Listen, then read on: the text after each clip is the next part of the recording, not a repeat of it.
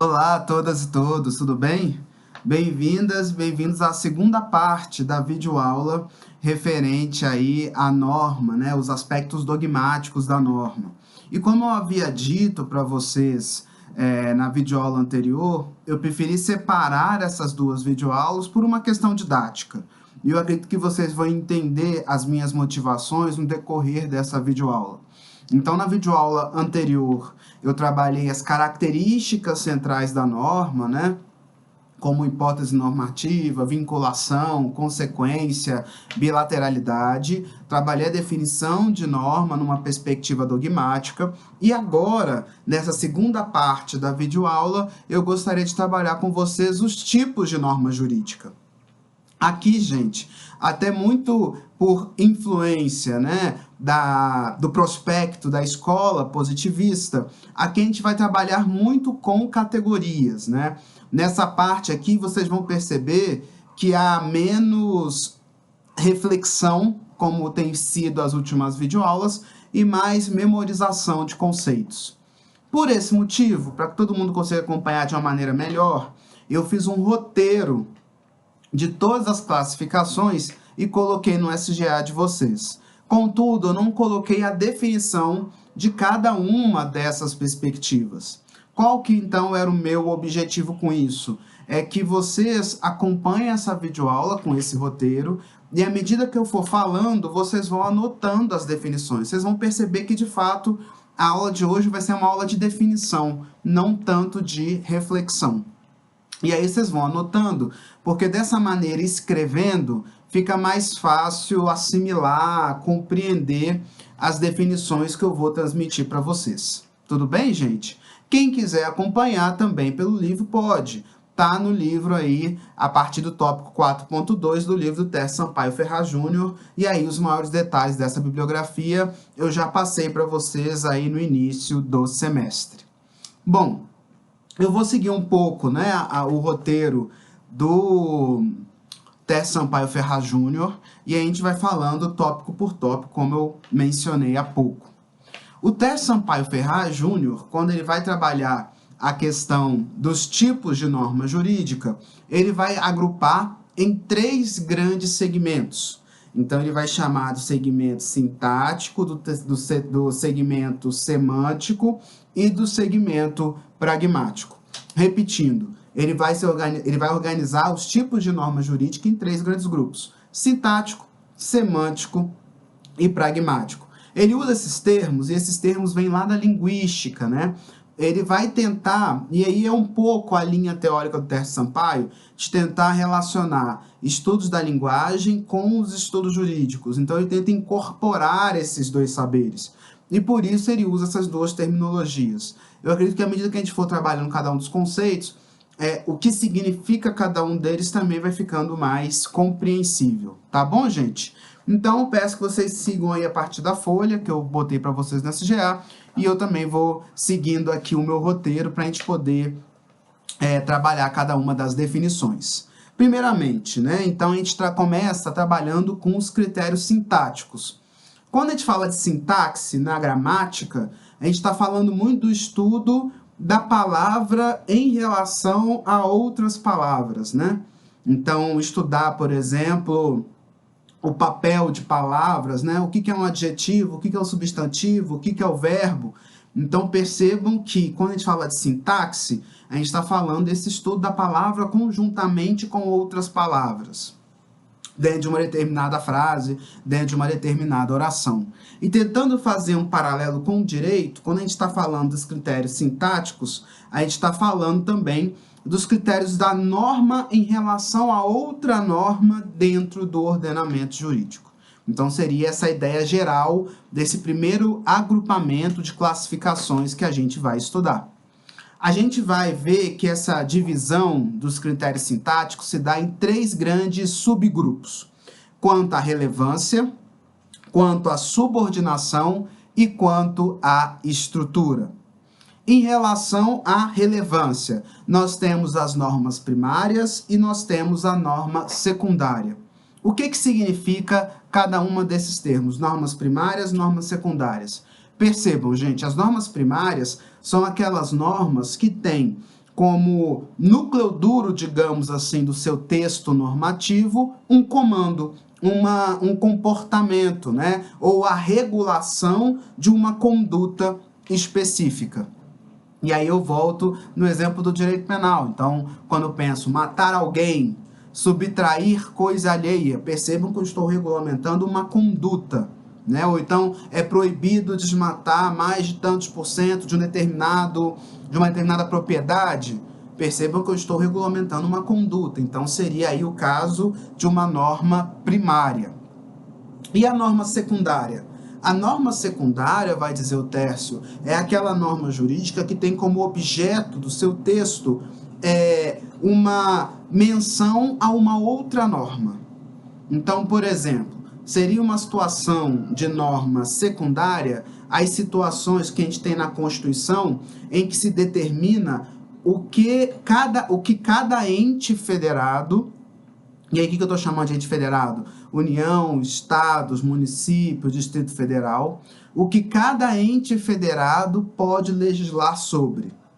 Então, vocês vão estudar no direito constitucional que cada ente federado, desses que eu mencionei, eles têm um papel específico. Inclusive, eles podem legislar determinado rol de assuntos. Então, tem rol de assuntos que é do Estado, tem rol de assuntos que é do município, tem rol de assuntos que é da União, tem rol de assuntos que é do Distrito Federal. Então, percebam que essa norma, ela está determinando o que cada ente federativo pode legislar. Ela não tem uma conduta da realidade fática específica pontuando. Ela está delegando para outra pessoa regular sobre um comportamento ou determinar uma norma primária.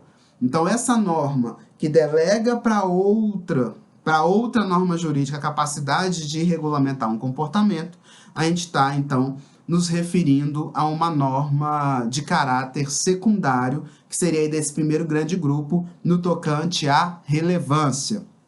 Então, no tocante à relevância, no tocante à relevância, nós temos as normas primárias e as normas secundárias.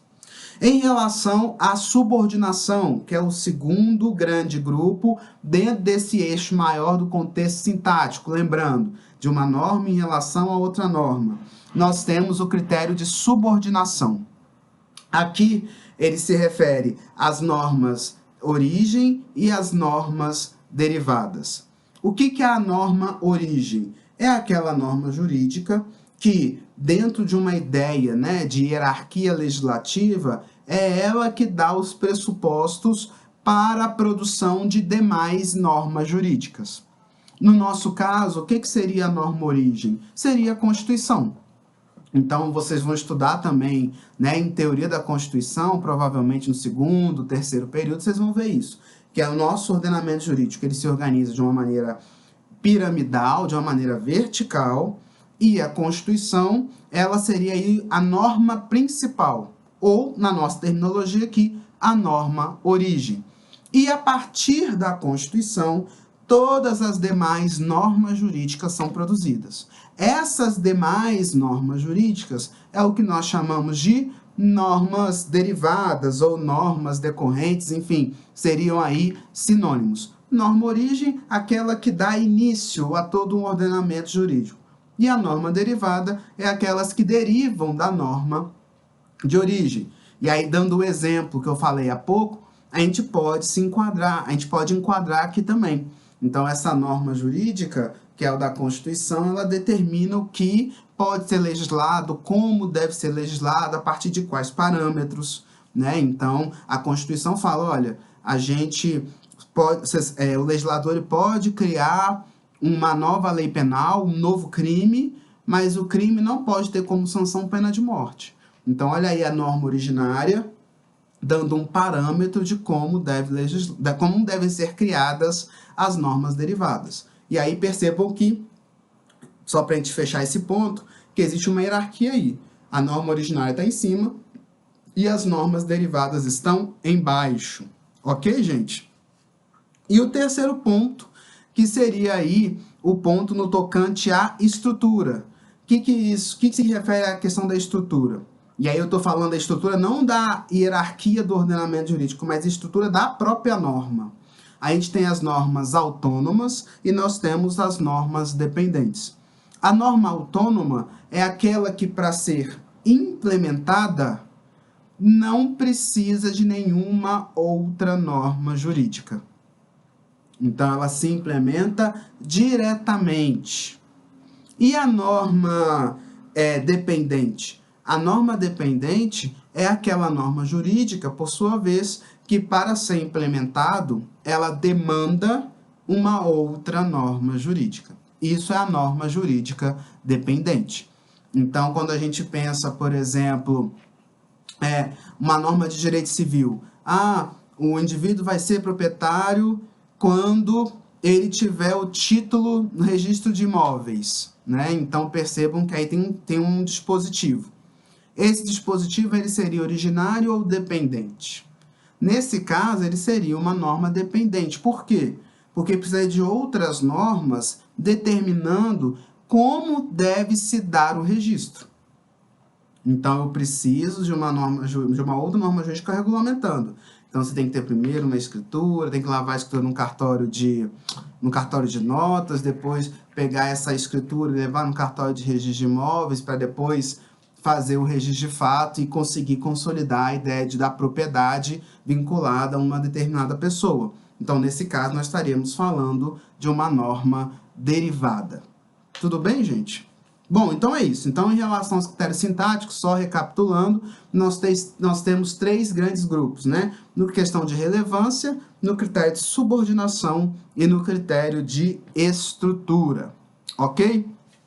Passando, então, para o segundo ponto, que seriam aí os critérios semânticos. O que é o critério semântico aqui, basicamente? Vocês vão perceber que quando a gente fala do critério semântico, e aí a gente pensa no campo da linguagem, né? De uma determinada frase, de uma determinada parte num todo do texto. E aí quando a gente fala da semântica, a gente está falando muito do campo do significado, no campo do sentido.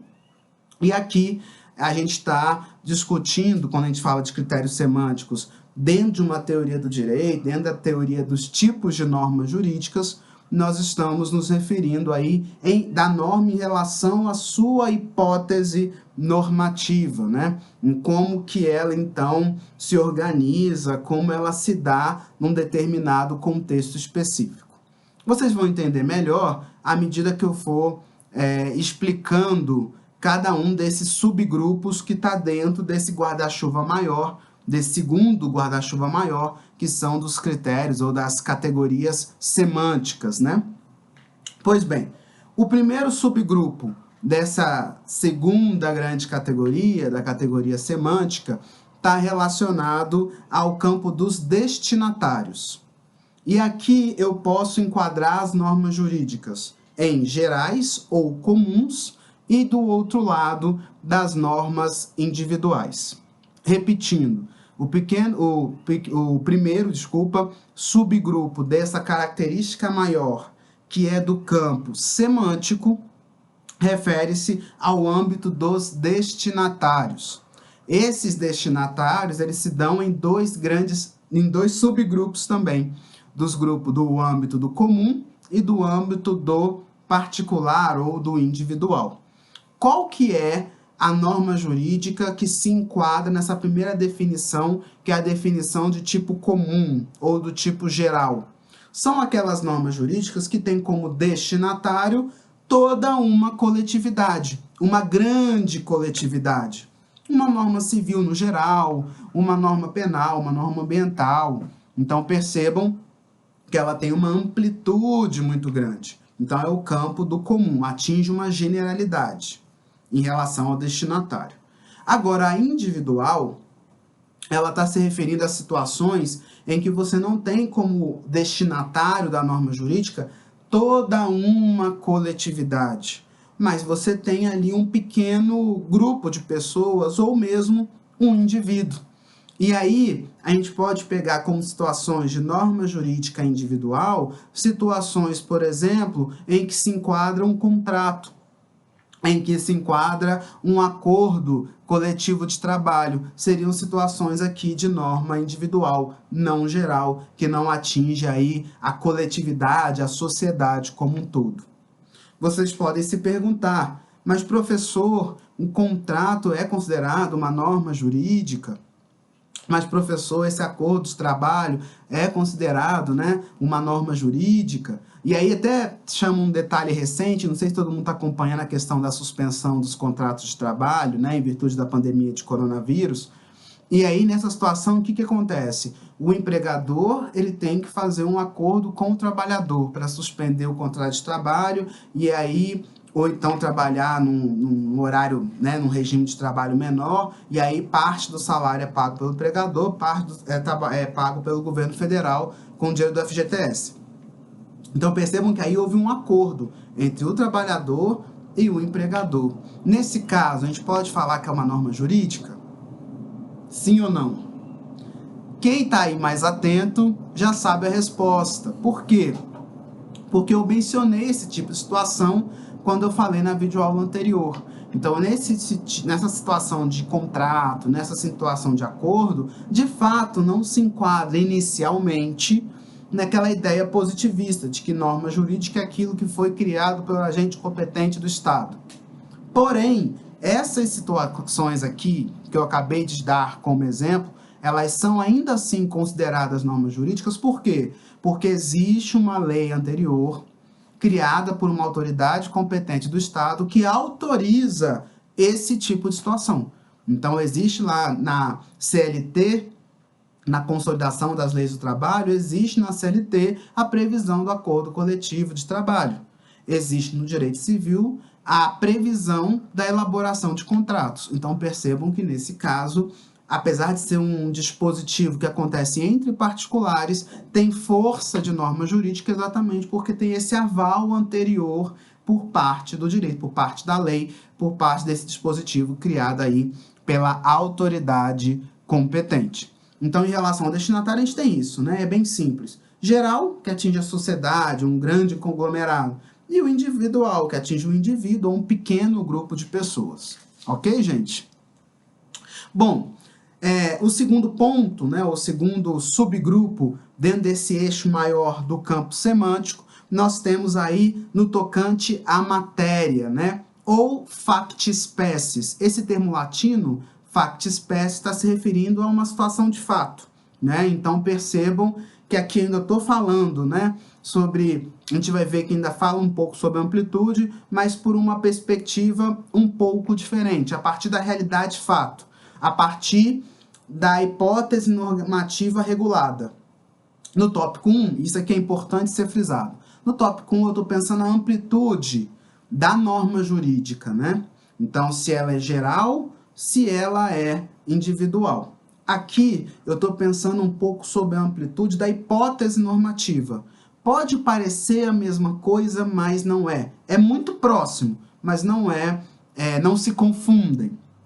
E aqui a gente vai ter 3 definições: normas gerais abstratas, normas especiais e normas excepcionais. O que é isso? E aí percebam que aqui eu não estou falando tanto sobre o público, eu estou falando sobre o objeto da norma jurídica. A norma geral abstrata é aquela que eu posso dizer que é a regra geral, digamos assim, do direito. A norma geral abstrata é aquela norma que atinge a sociedade como um todo, tá? No seu objeto. Tem como aí, não estou tanto dando ênfase ao destinatário, mas estou dando ênfase ao perfil do objeto, da hipótese normativa ali que foi produzida, ou da situação fática que está sendo regulamentada. Então, essa norma jurídica que criou uma hipótese normativa a partir de uma situação fática, quando ela é norma geral abstrata, essa situação fática que virou hipótese normativa, ela abrange um grande número de pessoas, ela abrange a sociedade como um todo. Por exemplo, o direito civil, por exemplo, o direito penal. Então, não existe uma exceção para um grupo. Todo mundo que matar alguém vai sofrer, em tese, uma sanção penal, tá? Então, Percebam aí que o grau de abstratividade do objeto, né, do objeto que está sendo aqui regulamentado, é muito grande. Agora, o segundo tipo, né, a segunda classificação dentro desse eixo maior da matéria, são as normas especiais. O que é uma norma jurídica especial? É uma norma que, apesar de ser comum, ou seja, atinge uma grande coletividade, o objeto dela, o objeto da norma jurídica, ela abrange somente um ponto, um âmbito social. Um exemplo disso, quando a gente pega a norma do direito do trabalho, quando a gente pega uma norma de direito empresarial, então percebam que aqui eu não estou dando uma ênfase no indivíduo. Então, todo mundo que tiver numa relação de emprego vai estar regulamentado, vai incidir a norma do direito do trabalho. Mas é somente para quem tiver numa relação de emprego. A mesma coisa do direito empresarial. Pode ser para qualquer pessoa, é comum. Porém, o objeto dele regulamenta somente situações do âmbito empresarial. E essa norma só vai incidir para quem desenvolve uma atividade empresarial. Então, em relação ao objeto, aí é o fact specie, né, a situação de fato. Por isso que é a matéria ou fact specie. Então, percebam que quem exercer atividade empresarial, independentemente da pessoa, por isso é comum, vai então incidir essa norma, esse campo do direito, que é um campo de norma especial, que é o campo do direito empresarial. E, por fim, a terceira classificação desse eixo aí no tocante à matéria, nós temos aí as normas excepcionais. E aí, qual que é a característica da norma excepcional? É a norma que tem como objeto regulamentar uma situação muito específica. Um exemplo disso, a gente tem um dispositivo na Constituição que diz o seguinte, que é proibido a prisão por dívida no Brasil, exceto quando a gente está falando de uma prisão alimentar, em virtude de pensão alimentícia. Então, olha que aqui essa prisão, eu estou dando um direcionamento muito específico. Então, é permitida a prisão em caso de dívida por pensão alimentícia. Nesse caso, eu estou dando uma especificidade maior. A gente pode pensar da seguinte maneira: a norma geral abstrata, ela tem um grau de abstratividade alto. A norma especial, um grau de abstratividade baixo.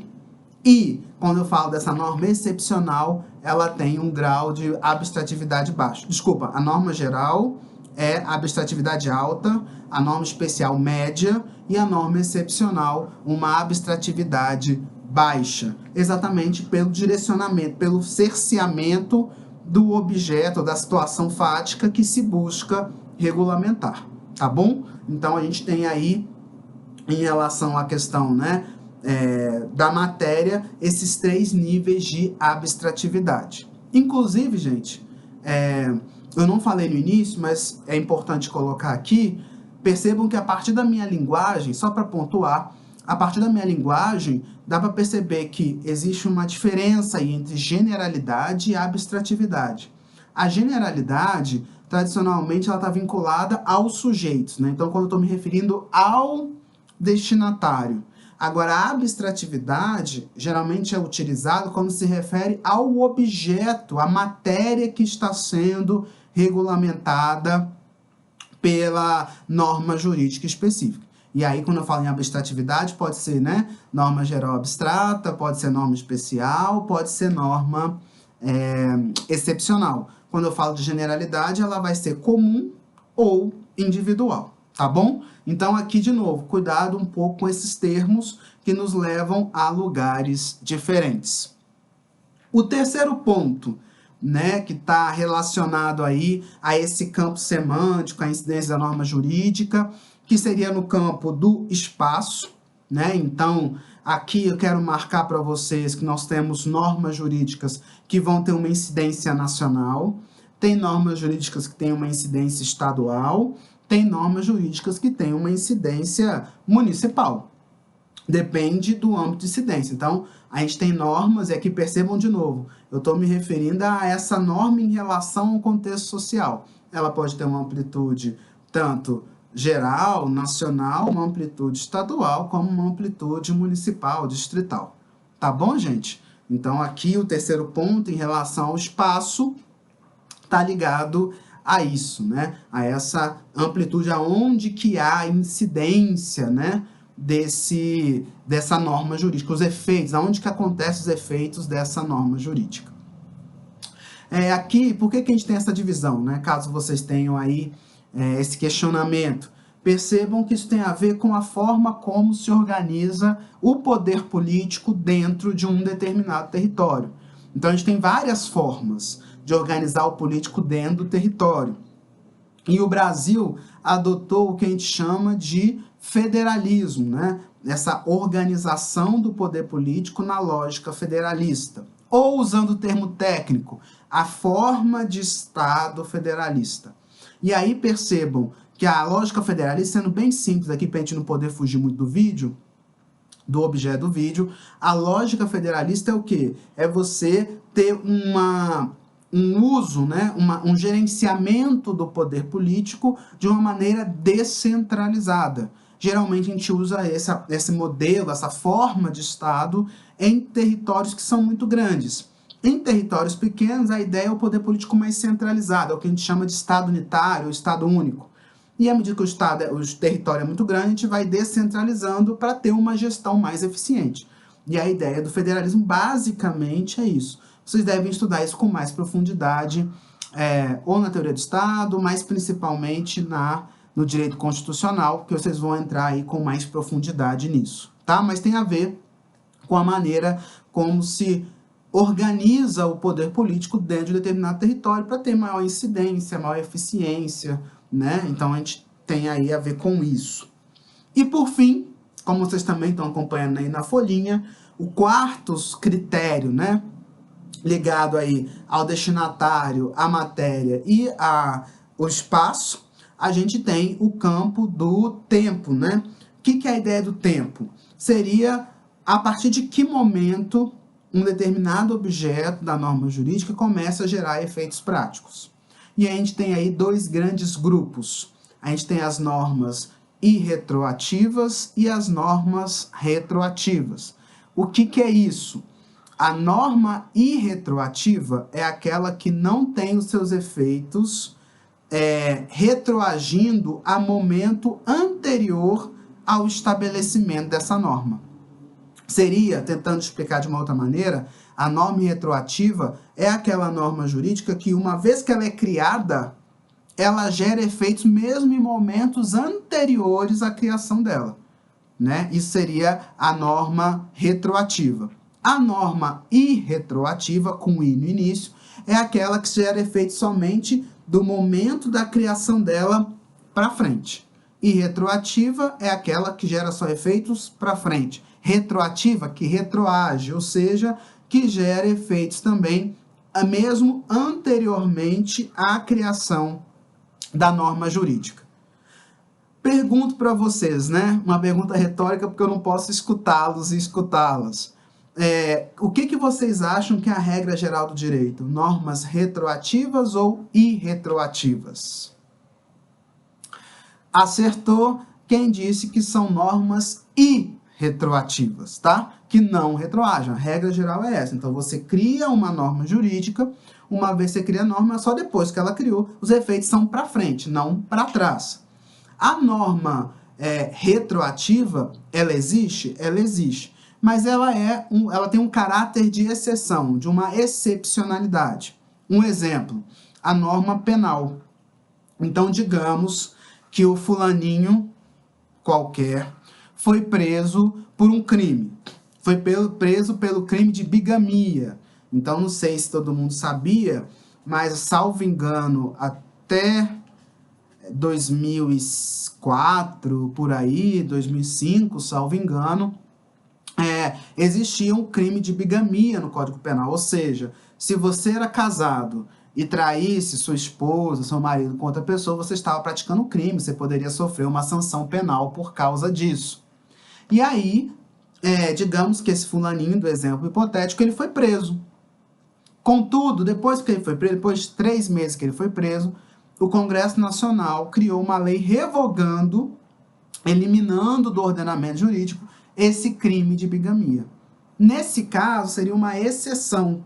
Por quê? Porque a norma, que tem como regra a irretroatividade, vai retroagir para beneficiar o réu. Então, eu fui condenado a 5 anos, mas logo depois de 2 meses caiu esse crime, não existe mais esse crime, essa norma vai retroagir, liberando, absolvendo todas as pessoas que foram presas, inclusive a pessoa do exemplo, né, o fulaninho, vai ser absolvido e vai ser, então, liberado. Seria uma situação excepcional de retroatividade da norma jurídica. Tá bom? A gente tem outras situações também, essa não é a única. Mas o que eu quero marcar é que a regra geral, ela é, então, a questão da irretroatividade.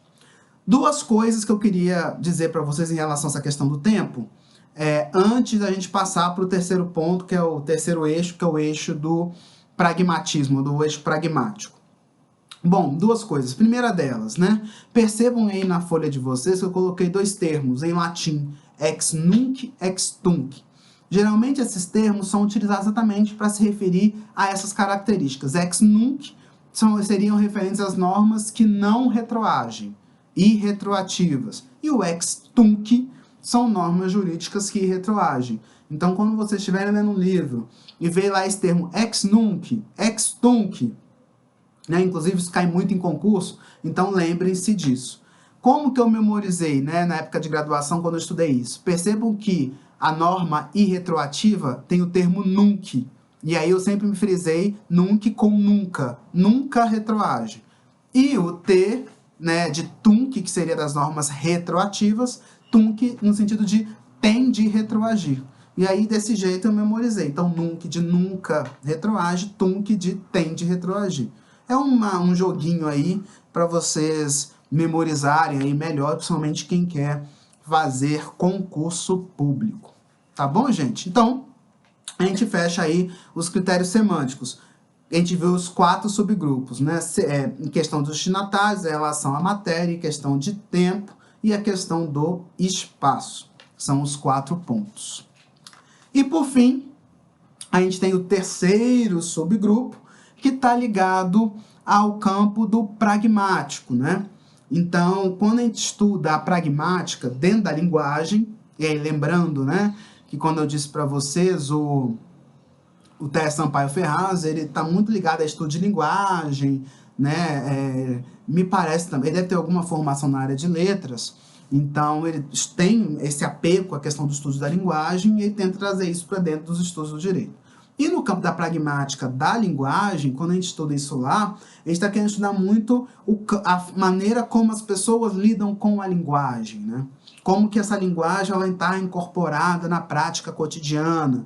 Então, seria esse campo da pragmática. Pragmática vem de praxis, praxis vem da prática, da vida do dia a dia, né? do cotidiano. E nessa perspectiva pragmática agora, dentro do direito, como que a gente deve entender?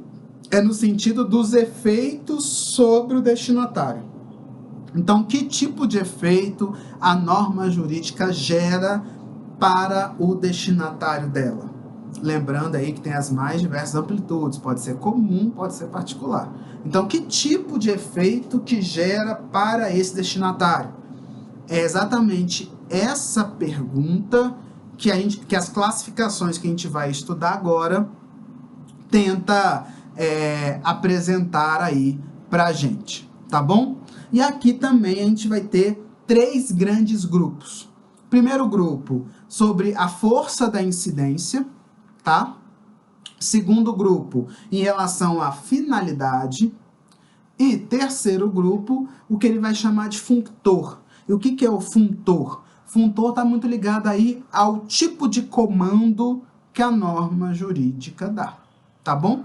Só um último detalhe, né? Por mais que o campo da pragmática fale sobre dos efeitos práticos da norma jurídica, percebam que como a gente está trabalhando com categorias, dentro de uma lógica positivista, e percebam também, como a gente já estudou, né? Quando a gente fala de positivismo, a gente está falando muito apego à forma. Não sei se vocês lembram, quando a gente discutiu Kelsen, etc. Então, aqui, por mais que a gente tente trabalhar os efeitos, a gente tem esse impasse, né? Não tem como falar de um efeito material da norma. Olha, o indivíduo vai ser preso, o indivíduo vai ser segregado da sociedade. Porque para discutir esse tipo de tema, eu teria que ir para um arcabouço mais sociológico, mais antropológico, que não é o objetivo do positivismo. O positivismo, ele quer estudar o direito pelo direito. Então, a gente vai ver aqui que mesmo essa discussão dos efeitos, ela fica truncada, porque ela fica num campo meramente formal, como vocês vão ver a partir da minha exposição aí acerca desse grande eixo. Bom, primeiro subtema dentro desse eixo pragmático, em relação à força de incidência. Aqui a gente tem dois grandes grupos, as normas conjuntivas, as normas congentes ou injuntivas, seria a mesma coisa, normas congentes ou injuntivas, e do outro lado, as normas dispositivas. O que é isso, gente? Norma congente ou injuntiva? A norma congente é aquela norma que se aplica independentemente da vontade dos destinatários. Tem que cumprir, ponto final. Não tem questionamento, não tem choro, não tem ladainha, não tem nada. Tem que cumprir. É a norma congente, que seria, de grande medida, a maior parte dessas normas jurídicas são normas congentes. Você tem que cumprir, né? Então, você tem que ter o registro de imóveis. Caso contrário, você não é proprietário.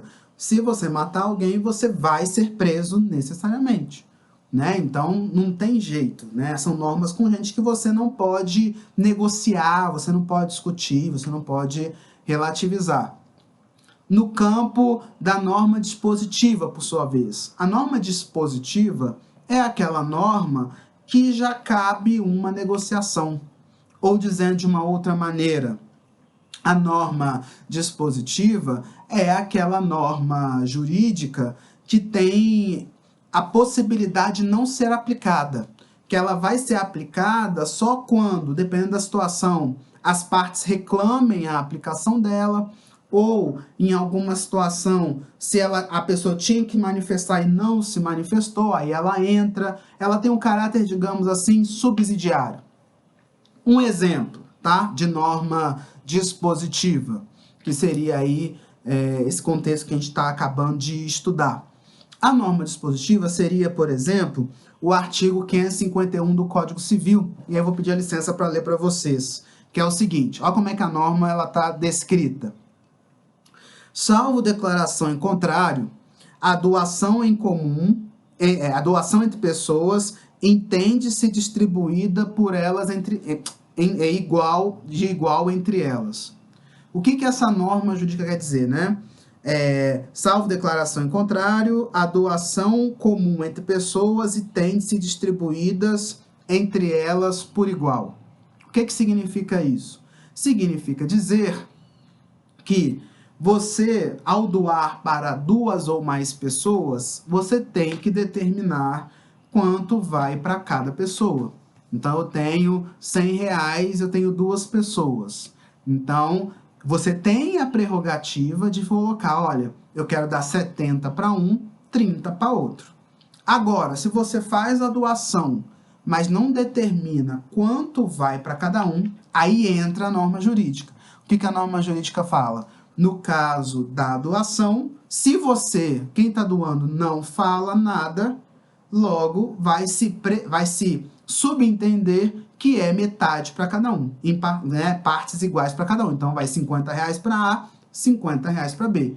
Então, percebam que essa é uma norma dispositiva, ela não se implementa diretamente, ela só se implementa de uma maneira subsidiária. Se o agente não tomou uma conduta, não se posicionou, não fez uma exigência, aí ela entra para, digamos assim, preencher uma lacuna, preencher um buraco que o indivíduo deveria fazer e não fez. Então, a norma congente é aquela que se implementa de qualquer jeito e a dispositiva é aquela norma jurídica que numa situação de uma forma secundária, subsidiária, ela pode ser implementada ou não, né? Aí ela é mais maleável. Antes da gente avançar, uma colocação. Vocês podem tá pensando aí, né? Quem já está aí num perfil mais etético. Vocês podem perguntar, mas professor, quando você fez a primeira videoaula da norma, você falou da questão da interpretação, né? Você citou o Gadamer falando das pré-compreensões, que a norma jurídica ela pode ter inúmeras interpretações. Sim, né? E aí a gente tem uma lacuna da perspectiva positivista, o campo da interpretação, né? Então a interpretação é uma lacuna dentro do positivismo jurídico, né? E aí a gente vai ter a hermenêutica que vai então discutir esse fenômeno da interpretação. Então a interpretação, inclusive eu estava assistindo até uma palestra recentemente sobre isso, de um dispositivo, de um ramo do direito, que alguns entendiam como congente, outros entendiam como disponível, né, dispositiva. Então, percebam que a interpretação tornam essas categorias, não só essa, mas como outras também, mais maleáveis, né? Então, o positivismo ele tem essas fragilidades mesmo. Quem pensou isso, pensou correto, tá? Mas é importante, de qualquer maneira, saber isso, até para conseguir fazer uma identificação inicial para depois, no momento posterior, caso necessário for, fazer uma devida desconstrução, uma devida problematização do dispositivo. Então, em relação à força de incidência, são isso, né? E aí o próprio termo indica, da norma congente tem muita força de incidência. A norma dispositiva não tem tanta força, porque ela tem esse caráter complementar, subsidiário. O segundo ponto está ligado à finalidade, né? E aqui a finalidade entenda-se exatamente nessa questão dos efeitos. A finalidade, ela divide as normas em dois grandes grupos: normas de comportamento e normas programáticas. O que é a norma de comportamento? É quando ela incide sobre um comportamento propriamente dito, tá? E as normas programáticas? Seriam aquelas normas que estão vinculadas muito mais no sentido de dar um direcionamento, de colocar um norte, de estabelecer um princípio. Muitas das vezes isso é muito para o Estado, né? E a gente vê muitas essas normas programáticas na Constituição. Um exemplo disso: o Estado brasileiro tem que se comprometer com a educação. O Estado tem que adotar medidas para o fortalecimento do desporto e da saúde. O Estado tem que comprometer-se com a defesa da cultura indígena na sociedade brasileira. Então percebam que são coisas mais genéricas. Não estou falando de um comportamento específico e aplicando uma consequência no caso da incidência do comportamento. Eu estou falando de uma maneira muito genérica. Nem tem, no caso aí, no caso da norma programática, nem tem uma consequência bem delimitada, né? Você tem aí simplesmente um quadro de diretrizes mesmo, né? Um quadro de referências de como o Estado deve agir. A Constituição, vocês vão estudar mais para frente, ela é lotada, né? Permeada de normas programáticas. Então, a norma de comportamento é aquela que regula o comportamento propriamente dito. E a gente vê isso no direito civil, fala de um objeto mais específico, né? Então, no direito civil, no penal e tal. Quando a gente fala, geralmente, na Constituição, a gente tem exatamente isso, né? De valorização da cultura, de valorização da saúde, é muito amplo. É muito mais uma diretriz de como o Estado deve se posicionar do que necessariamente uma regulamentação de uma conduta. E aí a gente divide entre esses dois grandes grupos: normas de comportamento e normas programáticas, tá? E por fim, a gente tem a dimensão do funtor. E esse funtor, como eu disse antes, está ligado a essa questão do comportamento, né? Então, de como comportamento não, do comando que a norma jurídica dá a partir do seu texto normativo. E aí, a gente tem 3 tipos de comandos básicos que, percebam, no final das contas, vai gerar um efeito diferente sobre o indivíduo. por isso está aqui no campo da pragmática. Então, essa dimensão do funtor, do comando da norma, está dividida em 3 subgrupos. Primeiro, as preceptivas, as permissivas e as proibitivas. Preceptivas, não é perceptivas não, tá, gente? É preceptivas, proibitivas e permissivas. A preceptiva está ligada à ideia de uma obrigação. Então, é aquela norma que determina um efeito de caráter obrigatório, né?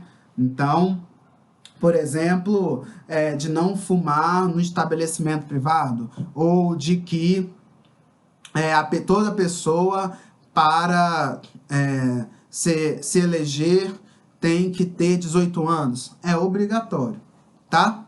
Para entrar em um determinado lugar, para alcançar um determinado objetivo, é obrigatório cumprir um determinado requisito.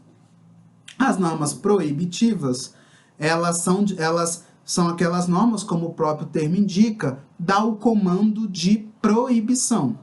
E, no caso da conduta proibida ser praticada, gera-se uma sanção, tá bom? E aí a gente tem as normas penais como um todo, né? Seria um exemplo clássico aí de norma proibitiva. E terceiro, que seriam as normas de comando permissivo, é aquela norma que autoriza uma conduta, tá? Então, quando você tem uma norma autorizando aquela conduta, você tem uma norma de comando permissivo. Professor, mas qual que seria a diferença entre as 3? Será que a proibitiva não seria também uma preceptiva e vice-versa a questão da permissiva? Percebam que são muito tênues as definições quando a gente pensa numa situação fática, mas dentro de uma ótica positivista, não se confundiriam. Então, tanto no campo da proibida e da permissiva, a gente tem uma faculdade, é uma opção. Então, a conduta que é proibida é uma conduta que você não é obrigado a fazer. Porém, se você praticar essa conduta, você vai sofrer uma sanção.